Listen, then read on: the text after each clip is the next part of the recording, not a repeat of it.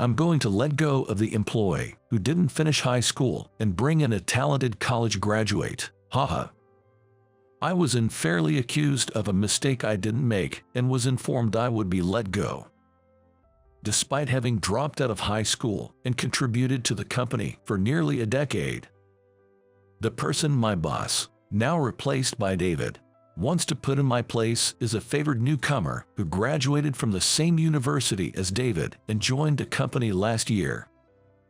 David was quite disliked by the employees from the start due to his arrogant attitude, as he was hired as a manager through nepotism, being the brother-in-law of President Thompson.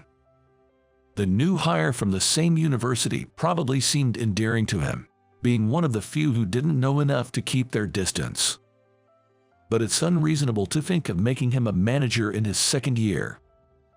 Just as I was about to express this, would the underqualified dropout please expedite his departure? Ah. David mocked me. Seeing a junior employee smirking behind the cunning David, I sighed deeply and accepted my termination with a understood. I was grateful to President Thompson and didn't hate my job. But what happens next is no longer my concern. Let David and his favorite deal with the consequences. My name is Nathan. I resided with my parents and a younger brother, 3 years my junior, until our parents divorced when I was in the 3rd grade. I remember how my brother, who was very close to me, cried when it was decided that I would live with our mother and he with our father. My mother didn't want to split us up, saying we were close. But my father strongly objected. Even if my father took both of us, it would be difficult for my mother, who had been a stay-at-home mother, to pay child support for both. And if my mother took both of us and received child support from my father, it would still be a tight life for the 3 of us. It was clear that as we grew older, the cost of food would increase. I didn't want to be separated from my brother either, but I was left speechless when my father asked if I was okay with my brother living hungry. My father argued that it was best for each parent to take one child without child support, claiming it was a mercy for him to take my brother, who had 3 more years of care. Despite my mother's resistance to separate us, she couldn't convince my father. So, at the end of my 3rd grade year, I ended up living with just my mother. My mother, who had been a stay-at-home mother, was worried about finding a job, but she got hired by a home service company within 2 weeks. While she laughed that her housewife experience came in handy, I occasionally caught her in a state of melancholy. She probably worried about my brother. Despite my requests to see my brother, my father always found excuses not to let us meet.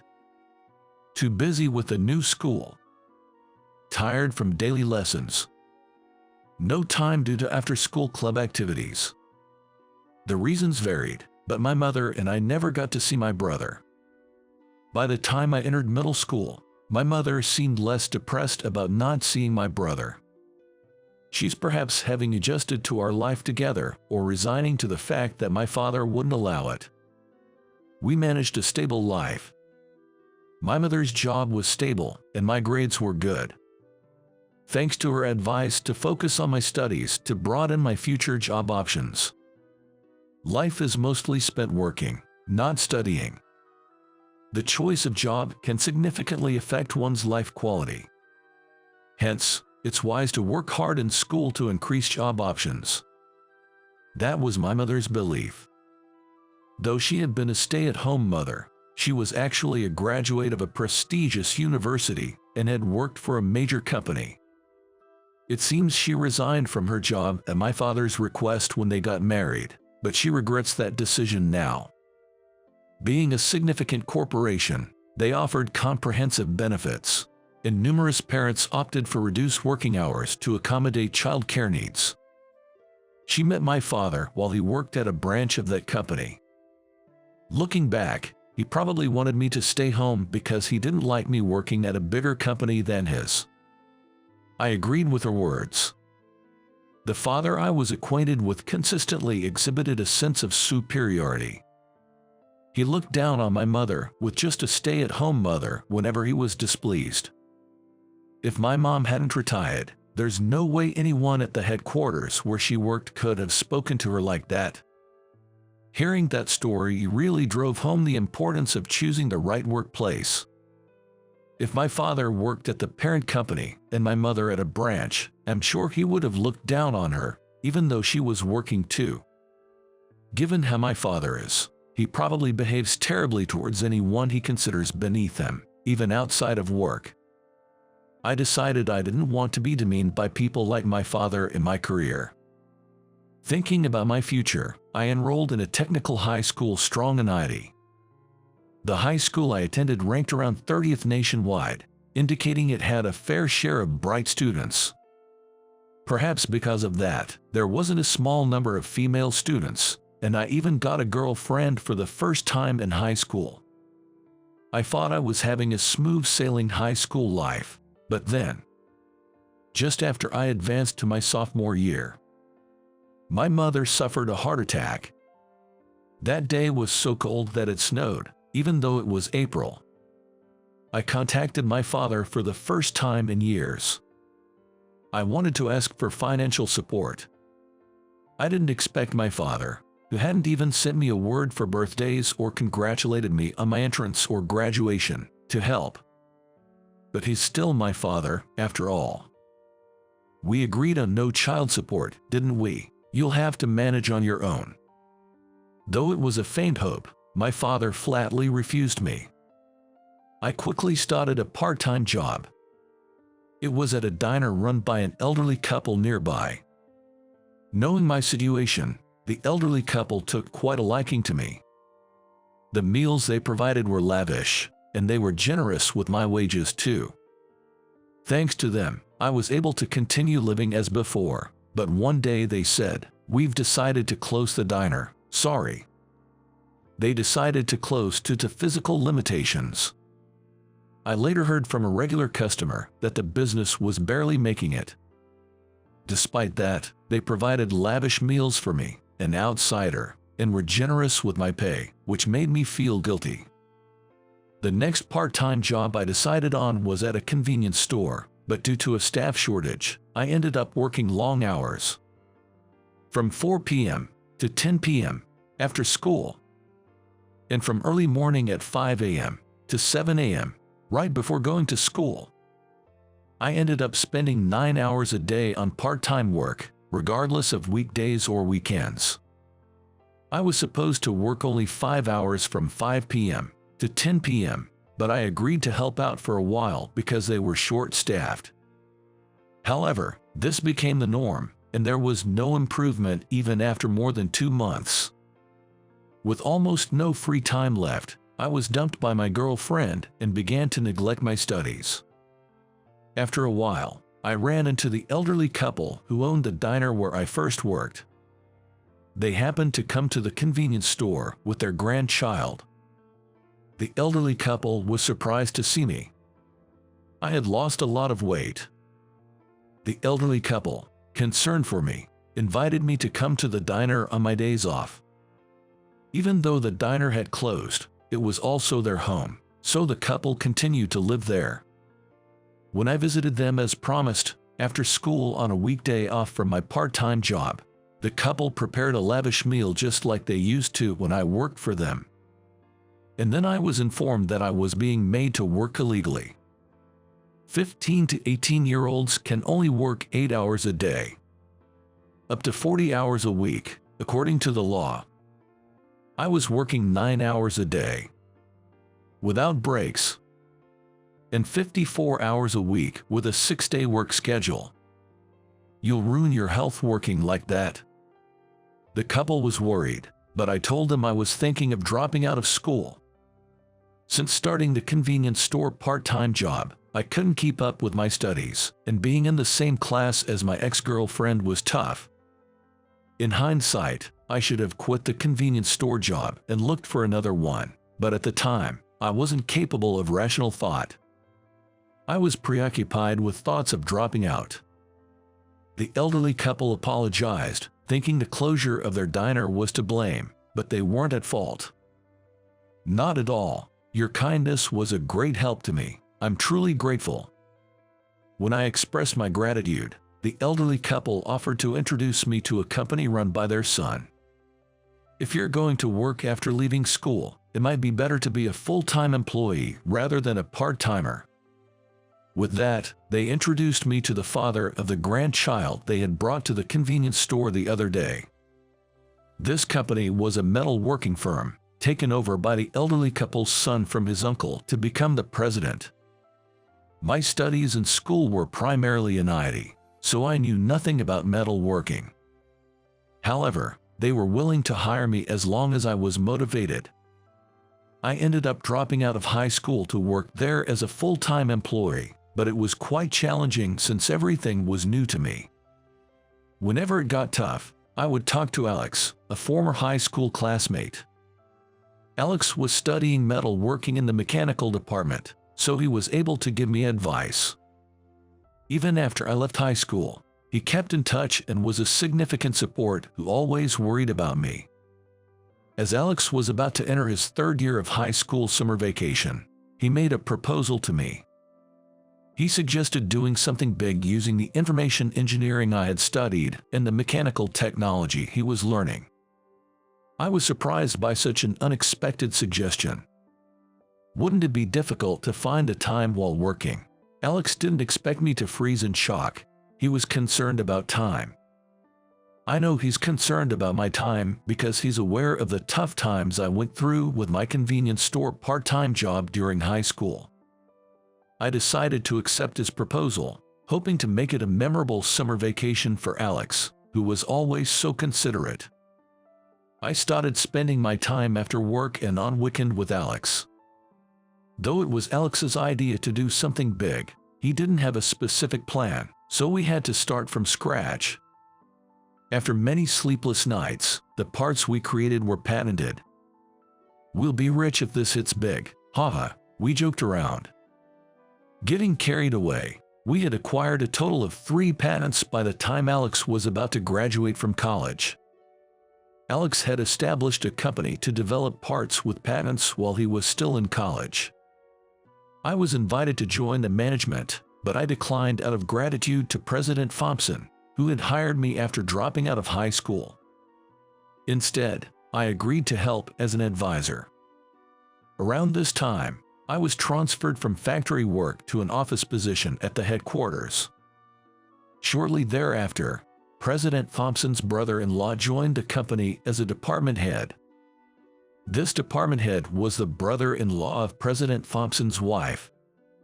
Whether it was due to his rapid appointment or his inherent nature, he behaved arrogantly and was disliked by the employees. The following year, President Thompson's daughter, Sarah, joined the company. Sarah, being President Thompson's daughter, never flaunted her status and was earnest about her work. This was in stark contrast to David, who acted arrogantly because of his family ties. David believed he would be the heir since President Thompson had only a daughter. However, with Sarah's entry, all the employees started to see her as the successor. Displeased with this, David began to take his frustrations out on me. David seemed to have always resented me for being a high school dropout with only a junior high school diploma. I had been subjected to unreasonable overtime and work dumping, but recently, the direct insults had started. It seems that President Thompson isn't fond of David, as he hardly ever speaks to him at the office. Even when David initiated conversation, it was quickly ended. David is a college graduate and a family member. Despite holding a managerial position, he is not taken seriously. In contrast, President Thompson, who had hired me personally, took an interest in me and often initiated conversation. That probably made David dislike me even more. The following year, I had a fateful reunion. To my surprise, my brother Michael, who had been taken away by our father and with whom I had lost contact, joined the company. Michael, who had grown into a fine young man since graduating from college and joining the company, still had traces of the child I remembered. However, Michael was somehow considered an only child. Wondering if perhaps Michael didn't remember me, I decided to pretend to be a stranger.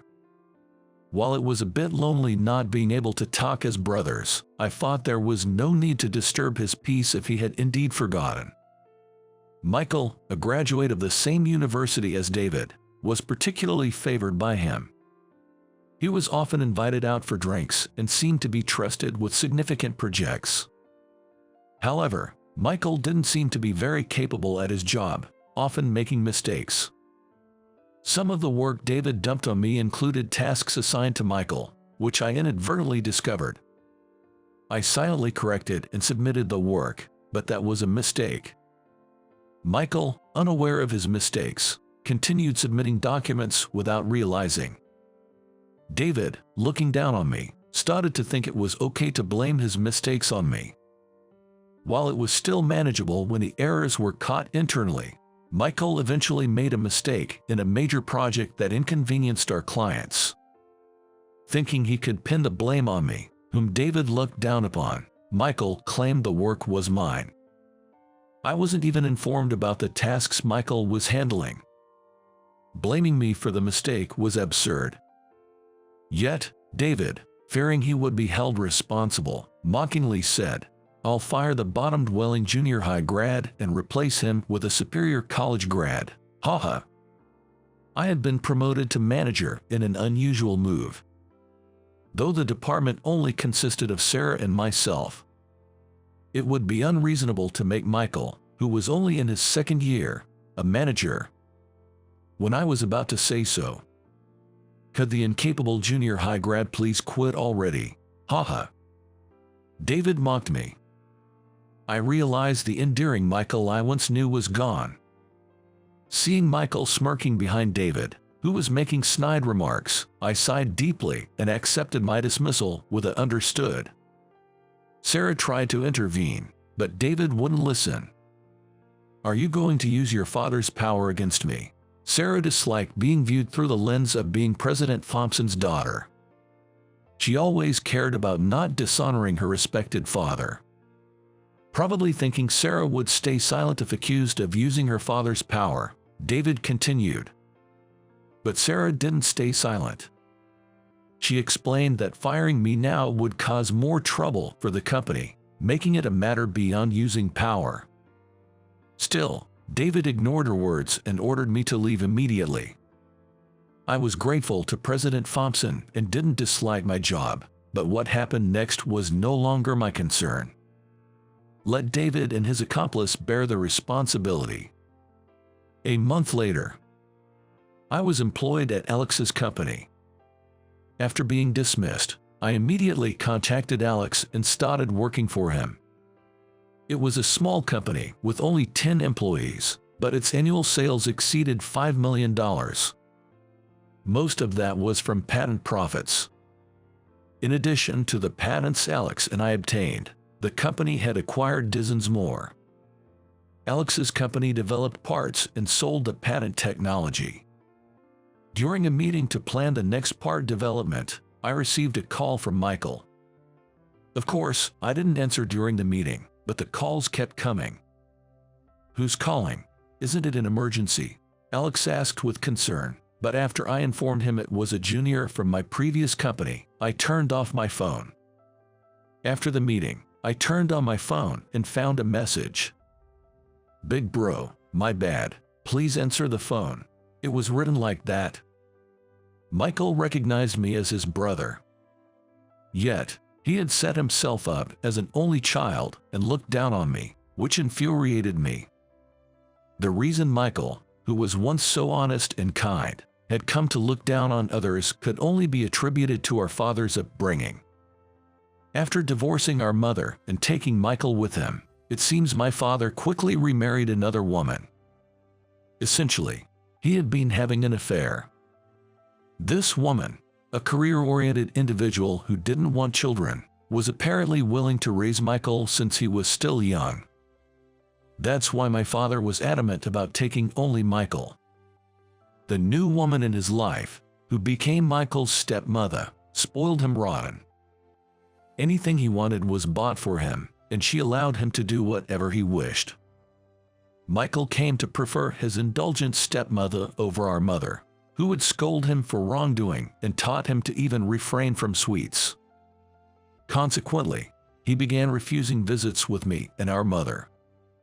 The message detailed these circumstances, but ultimately, it seemed to justify his behavior rather than show any real remorse. As I read the message, another call came in. This time from David. Wanting to end the nuisance, I answered, intending to express my annoyance. But David immediately demanded that I continue to allow him to use the patents at the previous rate. The part Alex and I developed during his summer break happened to be effective for a product my former company was developing. If I had developed the part while at the company, the patent rights would belong to them, but this part was something Alex and I had developed personally. Its economic value was estimated at around $10 billion. However, out of gratitude to President Thompson, I had set the usage fees quite low. Alex had agreed to this, but now that I had left the company, we had returned to the original price. Didn't Sarah say the company would be in trouble without me? It was David who wouldn't listen, right? I have been in charge of the Patent Affairs Department within the General Administration Division, which handled various administrative tasks, including patent applications and licensing. I was promoted to manager because I had obtained patents. It was baffling that David, overseeing the General Administration Division, didn't understand patent matters. Sarah, who had worked under me, was of course aware of the patent usage fees. She had tried to persuade David to revoke my dismissal. Unaware of such details, David had no right to complain about the fee increase. After all, it's Alex's company that grants the patent usage permissions, and there's nothing I can do if he's asked about it. The management of the patents for the parts developed by Alex and me is entirely entrusted to Alex's company. Without President Alex's permission, providing the patents at the previous rates is impossible. Even if they ask me to let them use it cheaply as an individual, there's nothing I can do. David, learning this for the first time, demanded that the person in charge visit him. Demanding that a representative from the company granting the permission come to the company requesting to use it is beyond impolite. Disgusted, I told him never to contact me again and hung up, immediately setting my phone to reject his calls. A few hours later, I received a call from my father. Assuming it was Michael crying to him, I decided to answer. As expected, he wanted me to reconsider the patent fees for Michael's sake. The condition was that I had to be working there. You'll have to figure it out on your own, I retorted, echoing the words my father had said when my mother fell. My father began to complain about my disrespectful tone, likely not realizing he was repeating his own words. When mother fell, those were the words you said to me, remember. At a loss for words, my father stumbled over his response. And then he made an unbelievable suggestion. That's right, it must be lonely living alone, right? Why not come live here with your new mother? He offered. What are you talking about? I've been living with mother all this time. My mother, who fell ill during my high school years, has since fully recovered and is back to work. A few years ago, she even started her own housekeeping company, actively hiring single mothers, which has been featured in magazines. It seems both my father and Michael thought our mother had passed away. You thought I was all alone, yet you offered me no help when I was in high school. When I said that, my father hung up without a word. I thought he should have at least offered an apology before hanging up, but since I had no intention of forgiving him, it saved me the wasted time. Besides, the misunderstanding by my father and Michael might have been partly my fault. Dropping out of high school required a parent's permission, and I had asked my father to sign for it. Without asking any questions, he signed immediately and sent it back. I did this because I didn't want to worry my mother, who was battling her illness at the time. but my father might have thought he had to sign because my mother had passed away. His immediate signing without inquiry probably meant he didn't care much about my presence. This allowed me to stabilize my life, but it left me feeling unsettled. When I mentioned this to my mother, "It's your fault for not consulting me," she said. Until Michael joined a company as my junior, my mother didn't know I had dropped out of high school. Even after dropping out, I continued to pretend to go to high school. She believed I was being supported financially by my father and felt guilty towards him. However, when Michael joined a company and started mocking me for being a junior high school graduate along with David, I became irritated, forgot my lie, and complained to my mother, which led to her discovering the truth. After scolding me for acting recklessly and making decisions on my own, my mother apologized to me repeatedly. But it's not like she wanted to become sick. My father, who knew I was struggling but chose not to help, was the most to blame. As we talked, my mother also became irritated, and we ended up complaining about my father together.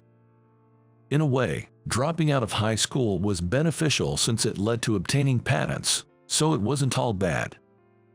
Although I'd be lying if I said I didn't miss my high school days, I don't regret my decision. Later on, after hearing the story from Sarah, President Thompson fired David and gave Michael a 6-month pay cut. It seems President Thompson never had a high opinion of David to begin with. He regretted hiring David, who had been pushed onto him by his wife's sister, with the condition that he could be fired if he caused any trouble. Michael, still young, was given a chance for re-education in hopes he might change his ways with just a pay cut. I knew about this because Sarah told me. After I left the company, Sarah kept inviting me out to eat. Thinking she was trying to appease me over the patent rights, I continuously refused. Eventually, feeling guilty for refusing so many times, I clearly told her, "I don't have the right to decide the price of the patents, so I can only keep refusing your invitations." Sarah was surprised, not realizing I had thought that way about her invitations. She had no such intentions and simply didn't want to become distant from me. She truly just wanted to have a meal with me. Since the patent issue wasn't involved, going out to eat wasn't a problem. Sarah and I started going out for meals frequently, and she eventually confessed her feelings to me. Surprised, as I hadn't expected her feelings to be romantic, I accepted her confession, having harbored some feelings for her myself. Now, I'm more smitten with Sarah than she is with me. Although President Thompson asked me to return, I declined, saying I enjoyed my current job. I didn't dislike metalworking, but I found the work in part development more enjoyable. President Thompson accepted this, saying it was fortunate I found a job I enjoyed. We've since established a good relationship, even forming joint research and development project teams between our companies. As for my mother, she filed for damages against my father and his new wife. My father claimed it was too late due to the statute of limitations, but my mother had only recently learned of the affair. She had suspected his infidelity due to his cold behavior during their marriage but had no proof. However, it was only last month that Michael's message turned my suspicions into certainty. My mother is determined to thoroughly punish my father for not offering a helping hand when I was struggling. The court ruled in her favor, and my father and his new wife were ordered to pay her damages. They blamed Michael for leaking the information and kicked him out of the house. After being demoted and kicked out, Michael seems to be living a difficult life. It's unclear if that was the reason, but I heard that he was fired for getting involved with a married woman who was giving him money. If I, a high school student at the time, could support my mother and myself, then Michael, a college graduate and adult, should be able to manage with some effort. Perhaps a bit of hardship would serve as good medicine for Michael, who had come to look down on others. Furthermore, it seems the lawsuit for damages has led to divorce issues between my father and his new wife. The new wife blamed my father for bringing Michael into the family, and my father blamed the new wife for insisting on it, leading to an unresolved situation. Additionally, my father was seemingly forced to resign from his company. Not because the affair was discovered, because my father's company was also using the patent technology Alex and I developed, and Alex decided not to renew the usage rights. Knowing how hard I struggled during high school, Alex was even angrier with my father than I was. Alex's anger might also stem from being raised by his grandparents. Alex lived with his single mother until middle school, but was sent to live with his grandparents when he entered high school, because his mother's new husband refused to take him in. Since then, his mother left everything to the grandparents and lost contact, not even providing child support. Fortunately, Alex's grandparents were reasonably well off, allowing him to graduate from college, but he felt guilty for the trouble he caused them.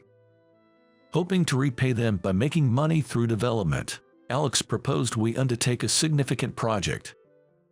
When I heard this, I understood why he had been so eager to do something big, yet had no specific plan in mind.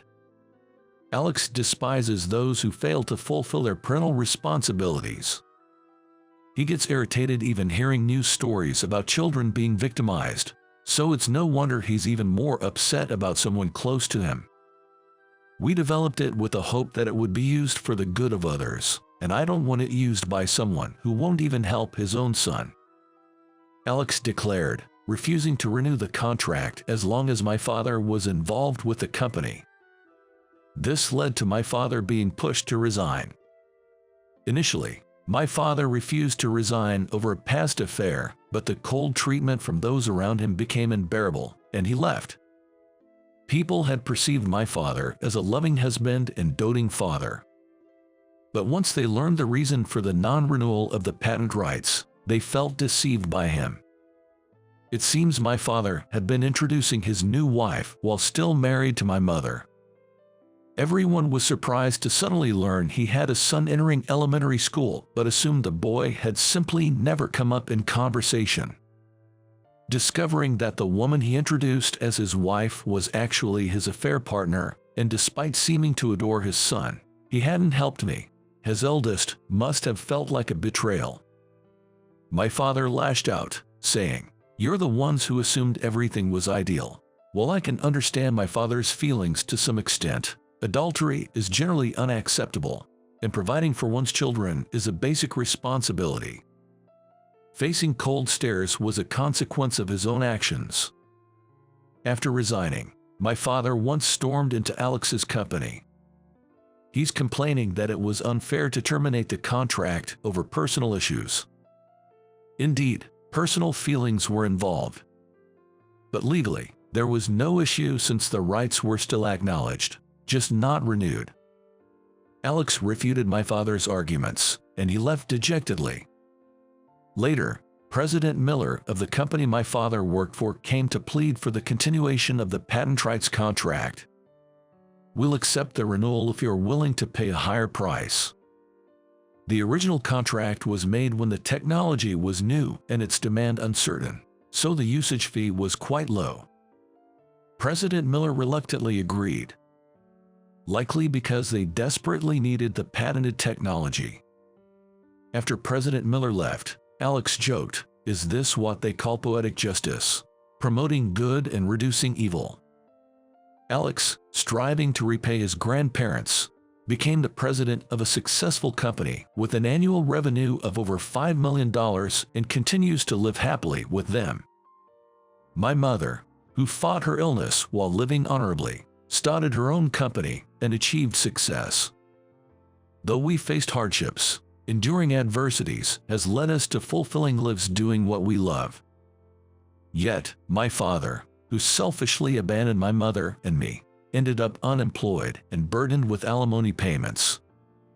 His new wife, also facing alimony payments, is entangled in a messy divorce with her now jobless husband.